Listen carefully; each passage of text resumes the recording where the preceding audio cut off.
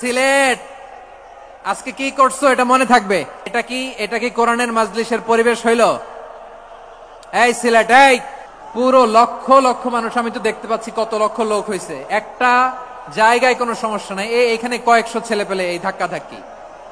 মাহফিল চলাকালে 1 ঘন্টা 14 মিনিট পার হওয়ার পর মঞ্চের সামনে সারি থেকে ধাক্কা ধাক্কি ও হাতাহাতির ঘটনা ঘটলে বেশ কয়েকবার থামানোর চেষ্টা করেন বিশিষ্ট ইসলামী স্কলার ডক্টর মিজানুর রহমান আজহারি। এক পর্যায়ে ক্ষুব্ধ হয়ে বয়ান অসম্পূর্ণ রেখে মোনাজাতের মাধ্যমে মাহফিল ত্যাগ করেন তিনি। না, শান্ত হয়ে যাচ্ছে, হ্যাঁ ঠিক আছে। তোমাদেরকে বারবার থামানোর কথা বলা না লাগলে আমি এখন আখিরি মোনাজাত দিয়ে যেতে পারতাম।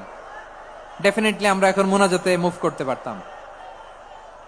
শনিবার রাতে সিলেট এমসি কলেজ মাঠে আঞ্জুমানে খেদমতের আয়োজিত তাফসিরুল কুরআন মাহফিলে এই ঘটনা ঘটে। পুরো লক্ষ লক্ষ মানুষ, আমি তো দেখতে পাচ্ছি কত লক্ষ লোক হয়েছে, একটা জায়গায় কোনো সমস্যা নাই, এখানে কয়েকশো ছেলে পেলে এই ধাক্কা ধাক্কি।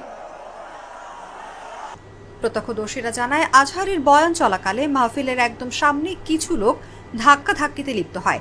মাইকে কয়েক দফায় অনেকবার অনুরোধ করেও পরিস্থিতি শান্ত করতে না পেরে এক পর্যায়ে মিজানুর রহমান আজহারি বিরক্ত হয়ে বক্তব্য শেষ না করেই দোয়া পড়ে বিদায় নেন। কি করতেছো তোমরা? এগুলো কি করতেছো? না নিজে শুনতে পারতেছো, না অন্যকে শুনতে দিচ্ছ, না আমাকে বলতে দিচ্ছ। কি করতেছো তোমরা? এগুলো কি করতেছো?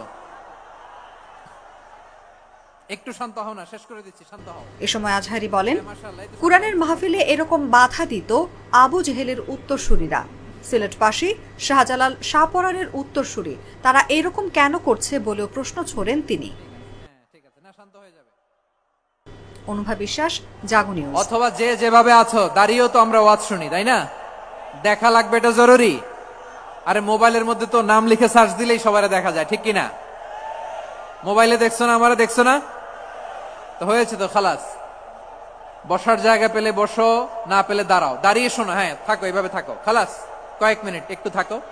সিলেট আজকে কি করছো এটা মনে থাকবে। আল্লাহুম্মা আমিন।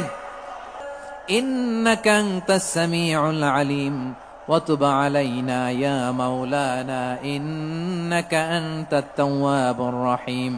সুবহান রাব্বিকা রাব্বিল ইজ্জাতি আম্মা ইয়াসিফুন ওয়া সালামুন আলাল মুরসালিন واجعل آخر كلامنا عند الموت لا إله إلا الله محمد رسول الله صلى الله عليه وسلم।